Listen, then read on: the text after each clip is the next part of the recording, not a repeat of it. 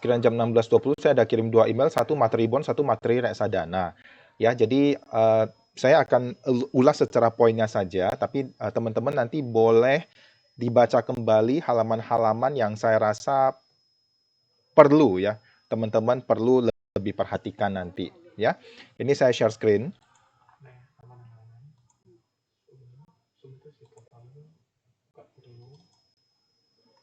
Ya, sorry, sudah muncul?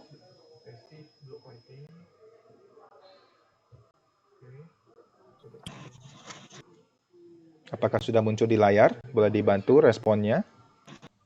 Sudah, Pak. Oke, baik. Sudah, Ya. Pak. Oke, baik. Ya, oke. Jadi sebenarnya dalam konsep investasi itu kita mengenal ada namanya non-financial dan financial. Non-financial. Kalau non-financial itu berarti misalnya teman-teman berarti investasi misalnya di rumah, di emas dan lain-lain ya, atau perangko antik gitu ya, itu yang tidak berhubungan dengan keuangan gitu ya. Oke, tapi kalau misalnya yang financial berarti sebenarnya ada 2 jenis, yaitu teman-teman berinvestasi langsung, memutuskan langsung atau menggunakan jasa manajer investasi. Itu namanya tidak langsung. Kalau secara langsung itu ada beberapa jenis, berarti teman-teman misalnya saya memutuskan mau langsung berinvestasi di deposito, di pasar uang, di obligasi, di saham, ataupun kalau misalnya yang tidak langsung berarti menggunakan jasa manajer investasi, itu namanya mutual fund atau reksadana ya. Oke. Nah, kalau kita misalnya ambil secara dari tingkat bawah ke tingkat atas, saya namanya kan tingkat SD. Dari SD itu ada 6 kelas gitu ya kan, kelas 1, 2, 3, 4, 5, 6. Kelas 1, 2 itu berarti tabungan deposito. 1 dan 2 itu saya nggak masukkan ke unsur investasi, karena untuk masuk ke unsur investasi berarti kita harus punya satu pemahaman yang sama, yaitu dia harus bisa mengalahkan namanya inflasi. Ya, jadi tabungan dan deposito itu saya bilang tidak termasuk investasi, karena basically tidak mengalahkan inflasi, malah bisa saja duitnya menjadi lebih kecil ya. Nah, nomor 3-nya itu adalah teman-teman boleh catat kelas 3 ya. Kelas 3 SD-nya itu berarti adalah obligasi. Ya. Kelas 4-nya adalah reksadana, kelas 5-nya adalah saham, kelas 6 nanti adalah yang bersifat derivatif seperti trading forex, trading emas ya. Kemudian kalau teman-teman mungkin ada dengar binomo, teman-teman ada dengar kripto, teman-teman ada dengar misalnya P2P lending ya, dan lain-lain. Nah, itu masuk ke kelas 6 ya. Nah, jadi kita sekarang di kelas 3-nya dulu nih ya, pintu gerbang awal pembuka investasi, yaitu obligasi. Nah, obligasi itu ada 2 jenis ya, yaitu obligasi yang terbitan pemerintah dan swasta. Yang kalau di Maybank kita nggak jualan yang swasta, kita jualannya yang punya pemerintah. Ya, yaitu ada 2 jenis, yaitu versi mata uang rupiah dan dolar. Kalau mata uang rupiahnya yang warna biru yaitu ada ORI, Suku, SBR, FR. Kalau yang mata uang USD yaitu Indon atau Indois. Ya, ini kalau yang di layar ini ya, ini obligasi, ini pengertiannya saja. Nanti teman-teman saya arahkan ke email yang saya ada tulis halaman-halamannya, itu teman-teman perlu untuk baca materinya ya. Ya, jadi ini adalah definisinya saja sih ya. Kenapa obligasi itu menjadi salah satu instrumen, karena dia adalah terbitan pemerintah dan juga dijamin oleh undang-undang dan dijamin oleh pemerintah 100%. Jadi tidak ada batasan. Ya, kalau deposito masih jaminan LPS 2M. Ya, nah poin-poin yang kita perlu lihat di sini adalah pada prinsipnya adalah bagian yang saya warnai dengan warna merah. Kalau teman-teman merasa ini slide ini penting, teman-teman boleh foto ya, atau teman-teman nanti boleh taruh highlight ya, karena file ini saya ada share di dalam email ya, judulnya Express Bonds. Nah, ini manfaat-manfaat dari pembelian obligasi pemerintah ya. Itu jaminan pemerintah 100%, kemudian bisa dibeli mulai dari 1 juta, kemudian atau 20.000 kalau untuk yang US dollar. Kemudian pajaknya cukup cukup lebih kecil dari deposito. Kalau deposito 20%, ini pajaknya cuma 10% sekarang. Dan kalau untuk yang obligasi USD itu pajaknya bahkan nol, ya bahkan nol. Dan obligasi pemerintah ini ada yang bisa di tradable, jadi bisa beli dan cair. Jadi supaya teman-teman dapat bayangannya itu, kalau teman-teman biasa deposito itu kan berarti kasih bunga, tapi tidak kasih harga market. Artinya ya udah 100 juta ya 100 juta gitu loh. Nah, tapi kalau di kalau di emas, ya, emas hanya ada emas itu hanya kasih harga naik turun, tapi tidak kasih pendapatan tetapnya. Nah, kalau ini dikombinasikan, dan teman-teman akan dapat ketemunya di bonds ini gitu loh, ya. Nah, kemudian kuponnya fix. Kalau di deposito namanya bunga, kalau di obligasi namanya kita kupon, jadi sama aja ya pendapatan tetapnya gitu loh. Dan kupon tuh bisa cair ke rekening otomatis setiap bulan atau 6 bulan dan bisa dilikuidasi setiap saat tanpa harus menunggu adanya pembeli. Nah, gitu. Ya. Oke. Nah, ini poin-poin yang penting tadi saya sudah sebutkan, yaitu pajak rendah. Ini poinnya langsung teman-teman perhatikan saja, yaitu pajaknya rendah, ya 10% untuk rupiah atau 0% untuk US dollar.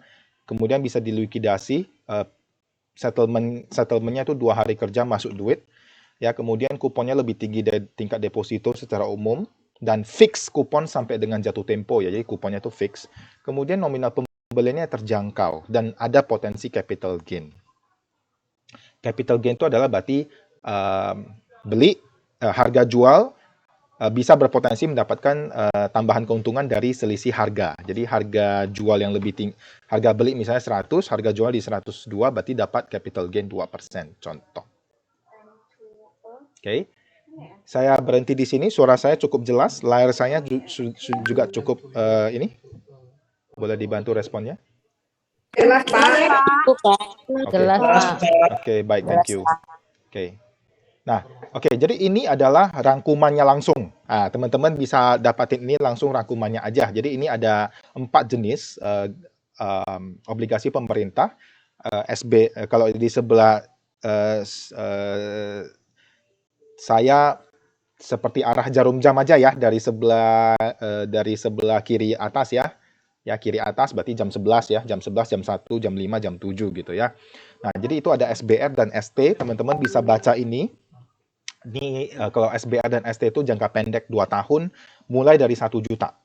Ya, oke. Nah, bisa dibeli hanya oleh orang yang punya KTP, berarti warga negara Indonesia. Warga negara asing bisa beli? Nggak bisa. Korporasi bisa beli? Nggak bisa. Ya. Kemudian apakah bisa diperjualbelikan? Jawabannya tidak, karena itu transaksi secondary marketnya itu adalah no. Ya. Kemudian pajak kupon dan capital gain. Nah, jadi ya 10% ya. Tapi di sini tidak ada capital gain karena dia tidak dapat diperjualbelikan. Distribusi kuponnya bulanan dan ada biaya transaksi dan safekeeping. Nah, kita bergerak ke jam 1-nya itu ada ori retail atau suku retail ya, yang satu konven, satu syariah, ya itu aja. Ini yang 3 tahun ya. Mulai saya salah. Mulai dari 1 juta ya, bukan 100 juta. Mohon maaf, nanti saya koreksi slide-nya. Minimum penempatan 1 juta ya untuk ori atau sukuk ya. Mohon maaf, yang ori suku itu bukan 100 juta, tapi minimal penempatan 1 juta. Jaminan pemerintah 100%, ada pasar perdana, jadi waktu kayak kemarin ada launching sukuk 16 ya kan, atau ori 21. Nah, inilah dia mulai dari 1 juta ya. Bisa dibeli oleh WNI waktu launching dan juga bisa ketika sudah di secondary market berarti artinya sudah ada pasar sekundernya, itu boleh dibeli oleh semua orang, WNI, WNA dan korporasi. Ya, bisa dijual kapan saja bisa waktu di secondary market. Pajak capital gain dan kuponnya 10%. Distribusi kupon modalnya bulanan. Oke. Nah, yang ketiga adalah ini Indon atau Indois, ini saya lingkarin. Dia adalah USD-nya. Jadi obligasi pemerintah versi US dollar itu jangka waktu menengah ke panjang 5 sampai 30 tahun. Ya, itu ada konvensional dan syariah, tapi mulai belinya 20.000. Ya, dan ini pajaknya 0. Pajak. Jadi tidak ada pajak atas capital gain. Kalau tadi yang rupiah kan untung kan dikenakan pajak. Ya, ini enggak. Ini untung ya pajaknya 0. Terus kuponnya pajak kupon berapa? 0 juga. Oke. Nah, distribusi kuponnya ini setiap 6 bulan sekali, semi annual ya. Nah, biaya transaksi tidak ada. Nah, baru kita ke yang jam 7-nya, yaitu ini yang fixed rate ya, ini yang saya conteng. Oke, ini versi yang rupiahnya. Kalau tadi yang Indon versi USD, ini yang versi rupiahnya. FR mulai beli dari 100 juta, ya, dan boleh dibeli oleh siapa saja, WNI, WNA, ataupun korporasi. Pajak atas kupon 10%, pembagian kuponnya setiap 6 bulan sekali. Ya, ada biaya transaksi dan ada biaya safekeeping. Oke. Ya, saya lanjut lagi. Nah, jadi 4 faktor penting adalah kupon, jatuh tempo, harga, dan yield. Kupon tadi kita sudah cerita, kupon itu adalah kayak bunga kalau deposito. Jatuh tempo itu juga mengacu ke kapan dia jatuh tempo. Ini penting juga karena untuk investasi teman-teman harus tahu bahwa itu harus ada kapan jatuh temponya. Kupon itu selalu fix sampai dengan jatuh tempo. Ya, kupon selalu fix sampai jatuh tempo kalau di obligasi. Jadi kalau misalnya kuponnya dibilang 6%, jatuh temponya 3 tahun, berarti setiap tahun 666 sampai dengan jatuh tempo. Ya, kemudian ada harga. Jadi di market itu, secondary market itu berarti ada posisi beli dan posisi jual. Sama seperti kita transaksi falas, ada harga bank beli dan harga bank jual gitu loh, ya. Dan yield nanti. Nah, ini contoh-contoh saja list obligasi pemerintah ya, teman-teman bisa lihat ini dan gambarnya juga ada di dalam file yang sudah di-share. Ya, jadi ada contoh FR90 itu kuponnya 5125. Ya, nah ini artinya FR90 itu yang di sebelah kiri atas ya. Berarti artinya sampai dengan 2027 dia kuponnya fix 5,125%. Ya kalau deposito kan lu cuma teman-teman bisa maksimal cuma 12 bulan. Nah, ini bisa sampai tahun 2027. Ada yang lebih panjang? Ada. Contoh misalnya FR92. Nah, itu 7,125 sampai dengan 2042. Ada yang lebih pendek? Ada. Contoh Ori 16 ya, yang warna merah. Ataupun misalnya suku 13 yang di sebelah sudut kanan atas ya, SR13, itu kuponnya 6,05% sampai dengan tahun 2023. Nah, ini perbandingan produk antara deposito dan FR, teman-teman, mungkin ujian tidak muncul kayak gini, tapi ya ini buat menambahkan teman-teman punya ilmu, nanti bisa invest juga sendiri ya. Duit sendiri juga bisa diinvest di sini. Ini saya kasih gambaran perbandingan benefit produknya aja, deposito versus FR. Slide ini ada di dalam file yang saya sudah share, Express Bond Basic pada email. Ya. Nah, ini yang US dollar gambarannya. Ya, jadi ini yang kalau yang obligasi pemerintah US dollar itu net. Jadi teman-teman kalau misalnya lihat yang paling sudut kiri atas itu Indois 27 New, ya itu berarti kuponnya 4,4% fix setiap tahun sampai dengan tahun 2027. Nah, mulai beli dari 20.000. Pajak 0. Ya. Nah, ini gambarannya saja deposito versus Indois 251, nanti teman-teman boleh baca kalau tertarik ya. Atau bisa tanyakan ke para sales di cabang tim bisnis yang mungkin sudah kenal dengan produk ini. Nah, ini teman-teman, nah ini agak penting, ini prinsipal teman-teman sudah tahu. Jadi ada kalau misalnya di deposito kan juga ada pokok ya. Nah, ini di sini juga ada pokok. Jadi jumlah dana yang akan dibayarkan oleh penerbit ya kepada pemegang obligasi pada saat jatuh tempo. Ya, itu namanya pokok. Nah, kalau kupon itu berarti deposito namanya bunga, kalau obligasi namanya kupon. Ya. Ini pajak 15% sudah tidak berlaku lagi. Ya, sekarang sudah jadi 10%, ya. Nah, accrued ini adalah kupon berjalan.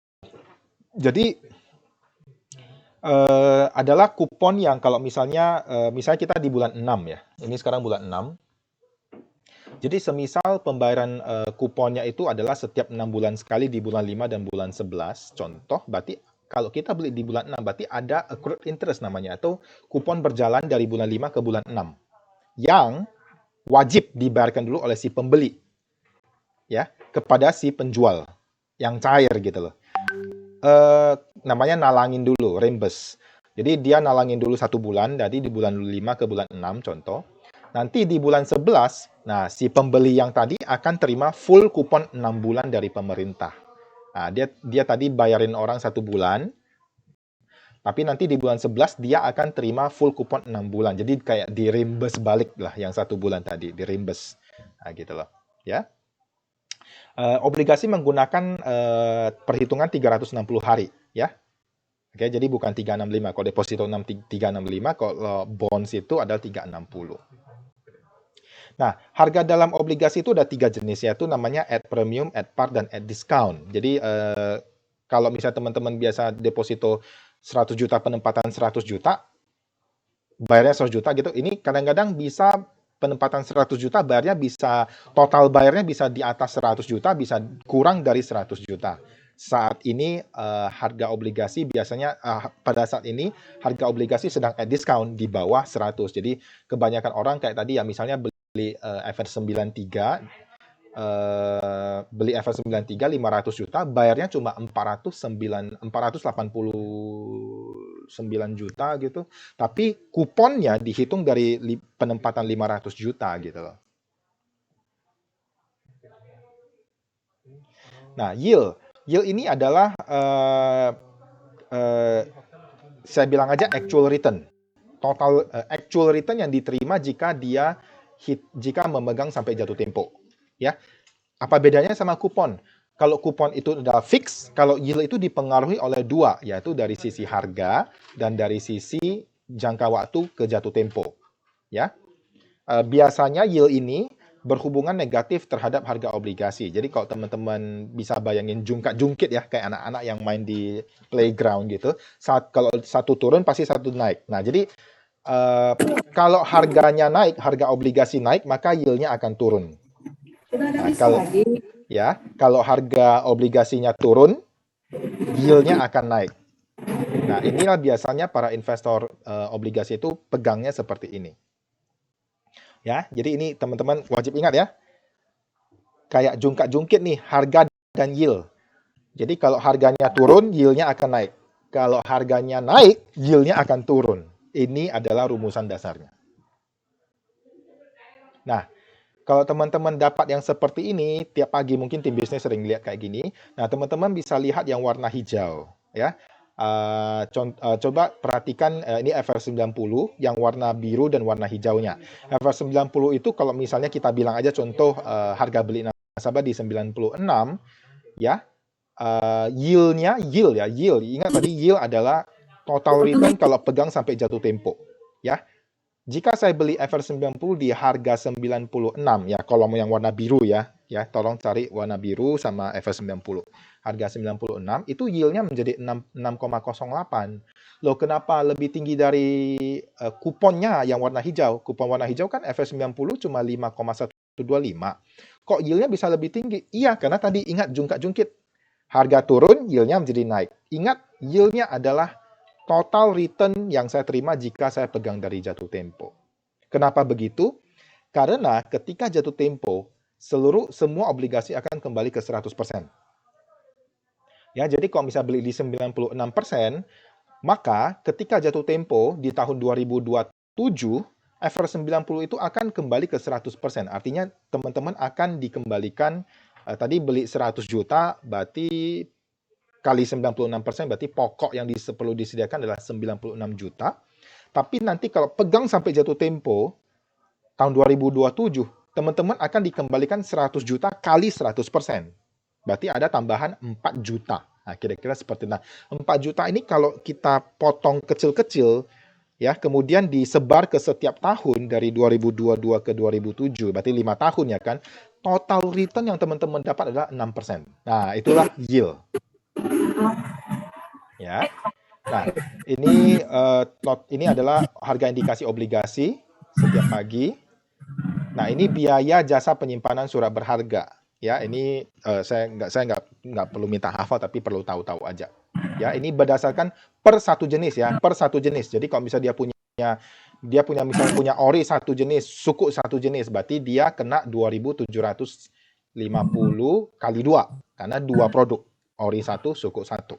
Kalau 3 berarti misalnya kali 3 gitu loh. Ya.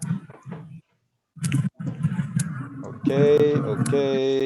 Nah, ini yang bagian ini sebenarnya teman-teman nanti baca-baca aja. Ini adalah buat teman-teman tambah pintar mengenai bahasa yield, ya. Dan rekomendasi kenapa kalau misalnya ada ori 16 itu perlu di switching ke FR90 buat nambahin return-nya menjadi lebih tinggi. Ya.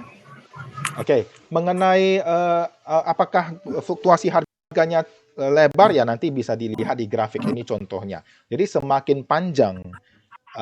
panjang jatuh tempo, maka dia fluktuasi harganya semakin lebar. Berarti dia lebih aktif untuk swing down, swing up, swing down, swing up. Tapi kalau dia semakin ke jatuh tempo, maka dia semakin kalem. Ya. Oke, baik. Nah, ini adalah semua grafik-grafik. Ini express bonds-nya, kira-kira intinya seperti itu. Ada pertanyaan dulu? Silakan. Karena teman-teman di kantor pasti juga bisa, mungkin kalau ini kan kalau di layar kan tidak bisa di back dikembalikan ke halaman sebelumnya. Tapi kalau di kantor bisa buka file yang express bonds, teman-teman bisa intip-intip. Penting saya garis bawahi di dalam email saya itu ada beberapa halaman-halaman ya. Jadi lihat di materi investasi dan obligasi yang total halamannya 43 halaman dan hanya perlu lihat di halaman yang saya rasa teman-teman perlu perhatikan. Jadi halaman 3 baca-baca mengapa perlu investasi, halaman 5 baca klasifikasi investasi, halaman 6 jenis-jenis investasi, halaman 8 dan 9 diversifikasi. Kira-kira seperti itu. Saya berhenti di sini dulu untuk bonds, boleh? Ada pertanyaan, silakan.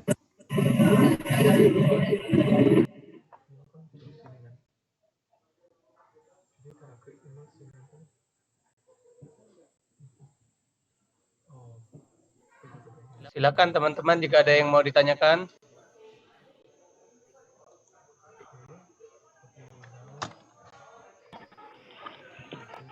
Sore Pak Andi.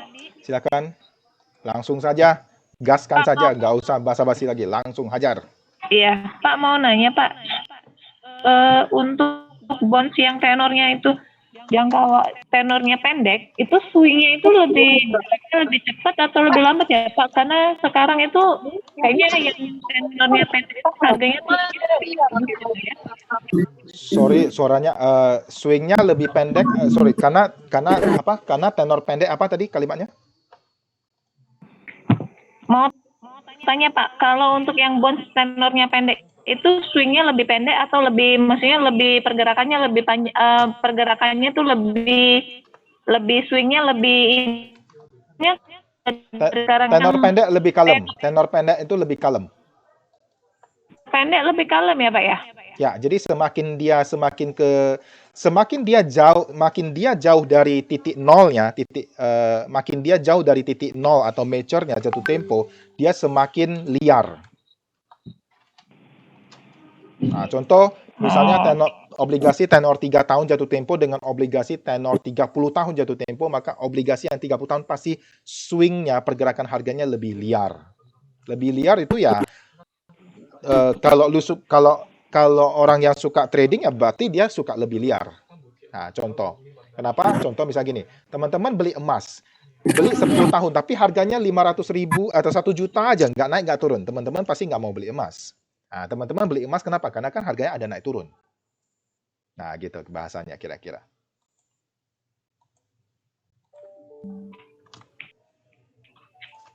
Oke. Thank you ya, Pak. Oke, silakan.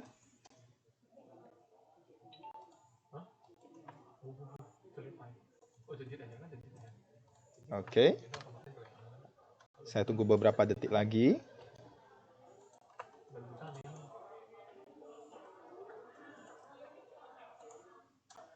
Oke, baik. Oke, saya lanjutkan ke reksadana ya. Nanti kalau misalnya ada yang perlu ditanyakan, catch up silakan tanya lagi ya. Oke, untuk bahan reksadana ini ada di email ya. Saya tadi jam 16.20. Judulnya materi reksadana. Kalau teman-teman di kantor boleh silakan buka.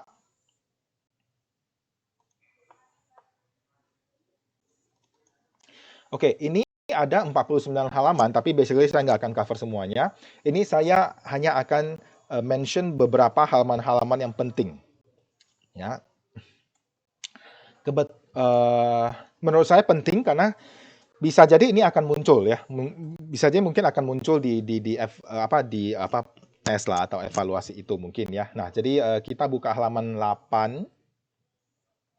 Ya, jadi definisi reksadana, ya ini definisi aja sih. Jadi wadah yang dipergunakan untuk menghimpun dana dari masyarakat pemodal, ya untuk nanti selanjutnya diinvestasikan oleh manajer investasi. Jadi contohnya adalah intinya gini, lu yang pemodal, manajer investasi yang punya otaknya gitu loh. Dia yang kerja. Pokoknya ini gua kasih modal nih manajer investasi. Lu invest ya, pokoknya lu yang muterin ya duitnya. Kira-kira itulah reksadana. Bedanya dengan yang tadi dengan bonds gimana? Kalau bonds ya you punya modalnya, you yang jadi manajer investasinya. Karena you yang nanti putuskan, oh gua mau invest di ori, gua mau invest di deposito, gua mau invest di FR, gua mau invest di Indon. Itu your own decision, ya. Tapi kok di reksadana cukup kasih dia duitnya, nanti ya pilih produknya yang sesuai, nah nanti dia yang pilih-pilih. Oh, nanti manajer investasi yang invest di saham lah, sahamnya apa? Dia yang pilih. Kalau misalnya invest di reksadana pendapatan tetap, ya atau tadi obligasi, ya udah nanti manajer investasi yang menginvestasikan, yang memilih jenis-jenis bonds-nya yang dia mau gitu. Oke, nah halaman 10. Nah, bank custodian. Nah, ini definisi ya. I won't read all, saya nggak akan baca semuanya. Jadi intinya adalah bank custody membantu mengurus administrasi, mengawasi dan menjaga. Jadi kalau dibanding zaman dulu, sebenarnya investasi di reksadana ini sekarang atau di saham pun sekarang menjadi lebih aman. Kenapa? Karena ada 3 party. Satu adalah kalau reksadana berarti agen penjual, misalnya Maybank.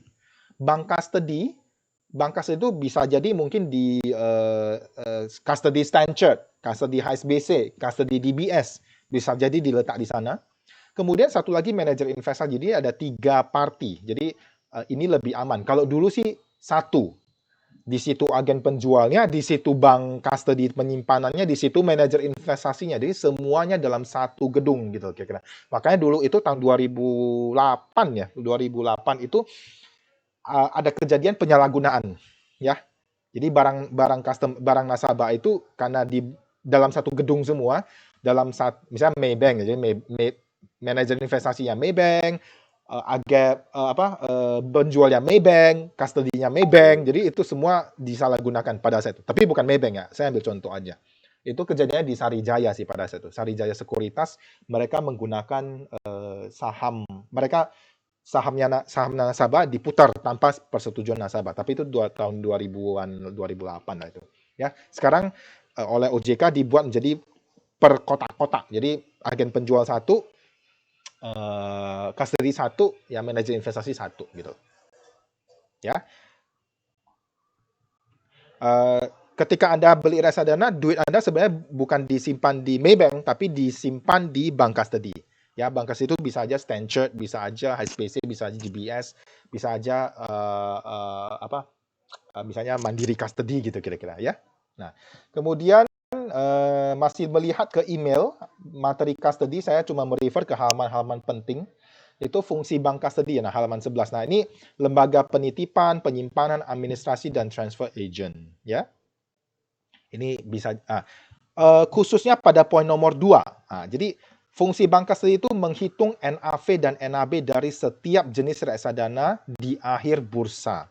Jadi yang menghitung NAB reksadana itu bank custody, ya, bukan manajer investasi. Ya, bukan ya. Oke.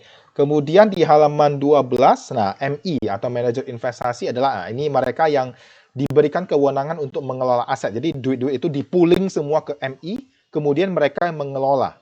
Mereka yang memilih. Mereka yang memutuskan saham mana, saham obligasi apa yang atau deposito apapun yang mereka nanti akan tempatkan. Mereka akan beli. Itu haknya mereka. Nggak bisa beli reksadana, nggak bisa gini. Saya mau beli reksadana misalnya Schroders. Terus saya bilang, Schroders, I give you the money ya. Tapi saya mau kamu beli FR 93. Nggak bisa. Kalau lu mau pilih ya berarti lu invest sendiri gitu kira-kira bahasanya. Kalau udah modeling reksadana berarti you kasih dia duit, dia yang nanti pilih. Dia mau beli FR apa, mau beli saham apa, mau letak duitnya di deposito mana, itu dia yang pilih. Nah, gitu ya. Nah, oke. Kemudian biaya. Nah, biaya-biaya ini, nah lihat pengelompokan biaya. Jadi bagian mana yang bagian manajer investasi, bagian mana yang reksadana, bagian mana yang nasabah. Kalau oleh yang nasabah itu ya biaya jual, biaya beli, biaya switching, biaya transfer antar bank. Tapi kalau manajer investasi itu ya biaya, nah ini biaya pembubaran dan likuidasi itu oleh manajer investasi, ya. Ya, ini saya kayaknya selipkan beberapa clue kayaknya biasanya sih muncul. Biaya pembubaran dan likuidasi itu biasanya masuk ke manajer investasi, ya. Oke, kemudian kalau reksadana itu ada pajak, manajemen fee, custodian fee, ya. Dan itu poin-poinnya di sana. Kemudian klasifikasi risk halaman 14. Oke. Nah, ini ada 4 jenis reksadana. Jadi pasar uang warna hijau, kuning, orange sama merah. Ya tentu semakin ke kanan resiko semakin besar, tapi return juga otomatis mengikutin. Ya, jadi tidak ada resiko kecil tapi returnnya besar. Itu nggak ada. Ya, bodong itu. Oke. Nah, lihat ini penting diketahui. Jadi teman-teman cuma ingat aja kalau pasar uang tuh ya namanya pasar uang. Dia tempatkan di tabungan deposito. Ya, atau efek-efek namanya efek-efek yang bersifat hutang di bawah 1 tahun. Boleh nggak beli ori yang udah mau jatuh tempo sisa 1 tahun? Bisa. Ya, oke. Yang penting tidak lebih dari 1 tahun. Nah, kalau yang kuning pendapatan tetap, ya berarti selain tadi yang pasar uang, dia tambahkan beli bonds atau beli obligasi. Oke, dan itu minimal 80% dia harus belikan obligasi. Sisanya baru boleh di pasar uang. Jadi kalau misalnya teman-teman belinya contoh ya 100 juta, berarti minimal you kirim ke dia 100 juta, 80 jutanya dia pasti akan belikan bonds, belikan obligasi. Sisanya baru dia letakkan di pasar uang. Minimal gitu loh, minimal 80%. Nah, kalau yang merah itu 80%-nya saham. Jadi kalau teman-teman kirim dia 100 juta, berarti 80 jutanya minimal ya, dia akan belikan saham. Soal jenis saham apa, itu dia yang pilih. Tapi teman-teman bisa lihat fun fact sheet-nya nanti ya. Brosur reksadananya kira-kira mana yang lebih cocok reksadananya yang sesuai yang investor mau. Kalau yang warna orange campuran, ya itu campur, namanya udah campuran, gado-gado. Berarti dia punya duitnya 100 juta, nanti dia campurin semuanya. Ada pasar uang, beli bonds, beli saham, semua dicampur. Ya, ingat semakin dari kiri ke kanan, dari hijau ke merah, ya makin ke kanan berarti return berpotensi makin tinggi, tapi risk juga makin tinggi. Nah, oke, ini halaman 15 sampai 19 tadi udah dijelasin sih sebenarnya jenis-jenis reksadana pasar uang, pendapatan tetap ya, campuran dan saham. Definisi halaman 20. Nah, oke, NAB ini adalah harga unit sebenarnya intisarinya. Harga unit dari reksadana. Ini biasanya hanya dipublish, dikeluarkan 1 kali sehari. Ya, yaitu biasanya di malam hari lah. Oke. Kemudian halaman 23. Oke. Nah, jadi kesimpulan secara umum adalah reksadana itu menghimpun dana, jadi nasabah kasih duitnya ke manajer investasi, duitnya diinvest oleh manajer investasi ke sejumlah instrumen sesuai dengan produknya, jenis produknya. Kalau tadi teman-teman pilih pasar uang ya berarti ya duitnya pasti ya dia letakkan di tabungan deposito. Nggak mungkin pilihnya pasar uang tapi dia beliin saham, nggak boleh itu, ya. Nah, baru kemudian yang poin nomor 3, teman-teman nanti akan menerima laporan investasi dari manajer investasi tentang produk ataupun nanti laporan bulanannya gitu loh kira-kira. 24. Nah, ini hitung-hitungan sih ya. Hitung-hitungannya teman-teman boleh baca ya. Saya nggak akan ulas lebih lanjut karena ini semua tentang hitung-hitungan, boleh dipahami pelan-pelan ya. Nah, kemudian poin 42, halaman 42, sebentar.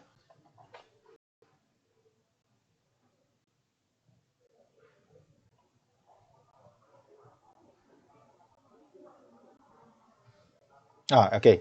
Jadi pada reksadana itu ada beberapa dokumen-dokumen. Nah, ya. Jadi ada namanya prospektus, yaitu kayak akte lahir dari si reksadana. Sangat tebal dan berisi banyak informasi tentang reksadana. Mulai dari detail-detailnya lah ya, kayak pengelolaan, biaya-biaya, hak nasabah, kewajiban, itu semua ada di prospektus. Jadi kalau mau mencari, kayak undang kitab sucinya si reksadana ini namanya prospektus. Kemudian fun fact sheet itu brosur reksadana itu diterbitkan berkala setiap bulan. Ya, jadi bisa dilihat performance atau kinerja. Kemudian kalau misalnya reksadana saham berarti dia pegang saham-saham apa aja. Kalau misalnya reksadana obligasi pendapatan tetap dia pegangnya obligasi apa-apa saja. Itu diterbitkan secara berkala setiap bulan. Kemudian confirmation letter ini ya berarti konfirmasi atas pembelian ataupun pencairan. Informasi NAV itu berarti harga unit reksadana yang diterbitkan setiap hari ya. Tadi ingat ya, harga unit itu diterbitkan setiap hari, tapi cuma satu kali aja. Dan kemudian laporan bulanan. Oke, kemudian halaman 48. Nah, reksadana berdasarkan waktu investasi. Nah, ini sebenarnya lebih kurang kayak tadi juga. Ada 4 jenis ya. Jadi pasar uang, saham, pendapatan tetap, dan campuran. Nah, untuk penutup, biasanya semakin muda orangnya, dia pasti akan lebih cenderung ya memilih reksadana yang lebih beresiko. Tapi semakin berumur, misalnya engkong-engkong gitu ya kan, aduh udahlah jangan beli reksadana saham lagi, beli aja yang pasar uang atau pendapatan tetap. Jadi dia kayak berbanding terbalik. Saya bilang secara umum ya, ada juga sih engkong-engkong yang mau main saham, tapi itu khusus. Secara umum biasanya seiring dengan pertambahan umur, misalnya semakin dekat ke umur 80, dia resikonya semakin mau kecil. Ya udahlah pasar uang atau pendapatan tetap aja, yang penting aman-aman, atau yang penting konsisten bisa kasih saya pendapatan tetap. Tapi kalau misalnya usianya kayak saya 17 tahun gitu ya kan, 17 tahun gitu, ya saya nggak mau pasar uang, slow banget. Sedangkan saya kan mau investasi saya bertumbuh dengan lebih agresif gitu loh. Nah ya, oke. Terima kasih. Nah jadi penting untuk membaca, menurut saya penting untuk membaca halaman-halaman yang saya sudah highlight pada bagian email. Oke, saya berhenti di sini. Ada pertanyaan? Pak Andi, mungkin sebelum mungkin mereka bertanya, mungkin bisa dirangkum Pak, karena kan mereka semuanya kan pegang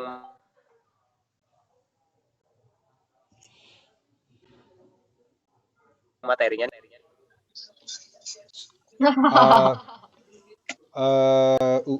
Rangkuman ya. Oh ya, oke, baik. Oke, jadi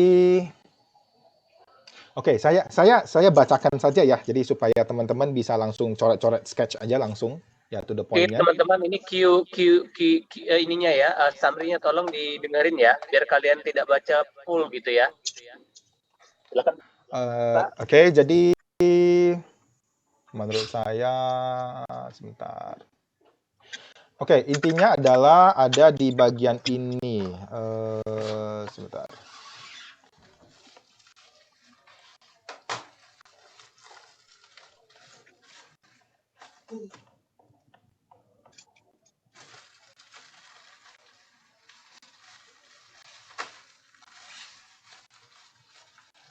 Oke, ori suku bisa dibeli mulai dari 1 juta. Ori suku SBR dan ST bisa dibeli mulai dari 1 juta. Oke, FR 100 juta. Ya, catatnya agak cepet-cepetan aja. FR 100 juta. Indon yang US dollar tuh mulai dari 20.000. Ya, kalau yang rupiah semua pajaknya 10%. Pajak kupon 10%, pajak capital 10%. Tapi kalau untuk yang USD, Indon Indois, pajaknya 0. Oke. Kemudian kalau yang rupiah, ori suku SBR sama ST, itu kuponnya bulanan. Kalau yang FR, kuponnya 6 bulanan, 6 ya, semi-annual. Yang Indon juga, yang USD, Indon Indois juga semi-annual 6 bulanan. Oke, kemudian penjaminannya 100% oleh pemerintah karena yang menjamin adalah issuer-nya atau penerbitnya, ya, yaitu pemerintah. Ini jaminan yang paling tinggi ya guys. Jadi even kalau misalnya investor asing, let's say kayak JP Morgan, Credit Suisse, Citibank, atau misalnya Temasek yang dari Singapura, itu pasti belinya obligasi pemerintah. Nggak mungkin dia beli deposito Maybank. Ya, kalau Maybank yang misalnya kolaps ya cuma dijamin 2M. Nggak mungkin. Ya, jadi ini adalah penjaminan paling tinggi. Ya, bisa saja misalnya Temasek pemerintah Singapura, dia memegang obligasi pemerintah Amerika Serikat. Nah, karena itu yang paling tinggi, dia nggak mungkin pegang obligasi Bank of America gitu. Nggak mungkin pegang deposito Bank of America karena itu mungkin cuma jaminannya berapa gitu. Jadi penjaminan pemerintah paling tinggi. Kemudian nominal pembelian yang terjangkau. Ya, kalau tadi ori suku tadi udah disebutkan ya. Ori suku SBRST mulai dari 1 juta, FR 100 juta, Indon Indois mulai dari 20.000. Ya. Liquid bisa dicairkan setiap hari kerja, settlement 2 hari masuk duit. Ya. Oke, accrued. Ini kenali bahasa-bahasa inilah, at par, at premium, at discount. Ya. At par itu 100, di atas 100 itu at premium, di bawah harga 100 itu at discount. Ya. Yield itu tadi yield berkorelasi negatif. Jadi dengan harga. Jadi kalau harganya naik, yieldnya turun. Kalau harganya turun, yieldnya naik. Kayak jungkit-jungkit. Nah, udah itu aja. Terus obligasi. Tambahannya adalah obligasi ini berhubungan dengan tingkat suku bunga. Sama, jungkit juga. Kalau suku bunga naik, obligasinya turun. Secara teori. Dicatat ya. Kalau tingkat suku bunga naik, harga obligasi cenderung turun.